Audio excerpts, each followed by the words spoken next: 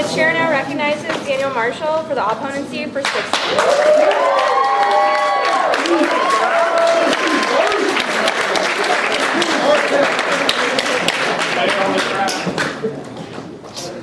Hotep, my name is Daniel Marshall from Santa Barbara High School, and just to cover a couple of points of the previous speaker, that is racial profiling, when you don't have a cause and they didn't do anything wrong and you pull them over just because they're black. That is the definition of racial profiling. So you can't say that racial profiling is anything different than that. And to begin, I could just come up here and tell you guys that it's unconstitutional, that it's illegal, because it is both. He said it's not unconstitutional, but that's only after it's already been arrested and in the courtroom. But it is unconstitutional under the 4th and 14th Amendments. But that would not only make for kind of a dull debate, that would really just miss the main point here. The main point is that racial profiling isn't even a crime prevention method. Racial profiling is a form of racial oppression and subjugation. And you might ask, that's a pretty bold statement, how do I know? I know because we pick and choose the groups that we choose to racially profile. And those groups specifically, from my experience, have been blacks, Latinos, and Arabs.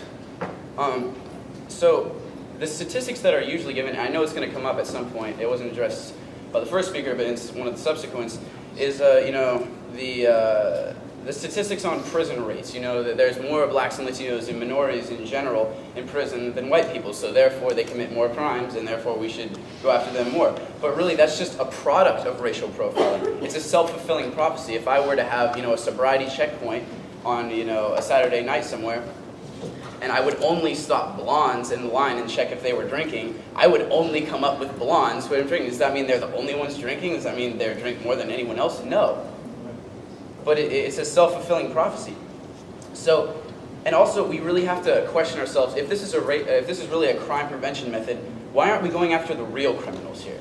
The real criminals are AIG, the real criminals are Lehman Brothers, the real criminals are the Bernie Madoffs, those people. The real criminals are the ones on Wall Street, like BP and all the other companies that have been stealing from our middle class for, as long as we've been a country. So if we really were serious about racially profiling people, those are all white men, so we should just audit the financial papers of every white male in this country. And I guarantee we would find a lot more embezzlement and fraud than we do by pulling over black people trying to find drugs in their car. In addition to that, if you want to look at it from a historical perspective and use those same statistics, it would even make sense to stop every white Christian who walks on the street for genocide.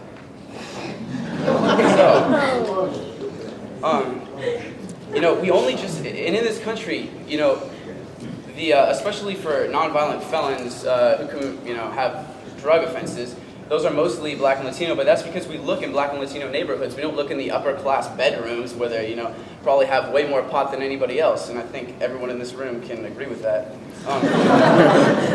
So, my point is that, my basic point is that racial profiling isn't actually about crime prevention. It's about reinforcing the racial hierarchy that defined our all too proud nation for its entire history. Thank you. I yield the rest of my time to questions.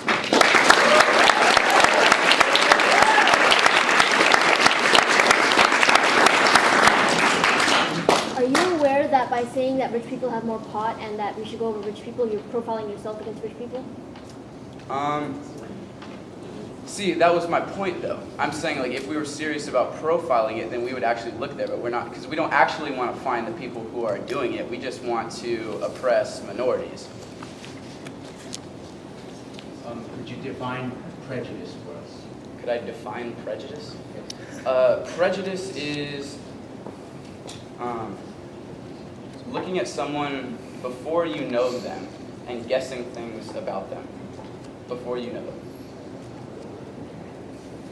Would you say that prejudice is the prejudgment of someone without the knowledge of who they are? That's a much better worded way of what I just said. You just said that by racially profiling against upper middle class people that we effectively stop crime. And you're voting on a resolution that reads racial profiling is an acceptable crime prevention method. So can you explain how it's not an acceptable crime prevention method? Yeah, I said that it's not a crime prevention method. That was my point by saying that we don't do that. I'm saying, and I didn't, of course, say that that would stop, drugs or that would stop crime at all. I'm just saying that that's evidence that we don't actually care about preventing crime with racial profiling. I would still argue against racial profiling in any means, but I'm saying that to suggest that it's a crime prevention method is just absurd. Would you say that racial profiling leads to greater racial tensions, which will in turn lead to more racial profiling? Yes. Do you think we should profile different factors like parties or I don't think we should profile at all. That's why I'm speaking on the side.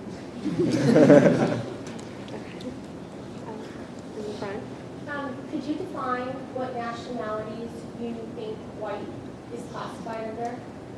That's a good question. That's actually an excellent question. I think that I was using it more as a term that's a socially accepted term, as a a construct, because white, of course, doesn't actually mean anything. That it encompasses many ethnic and ethnic backgrounds, just as the term black does, and really, it's just been used as a word in this country to exclude people from certain privileges. All right, chair will observe the remaining time. Thank you.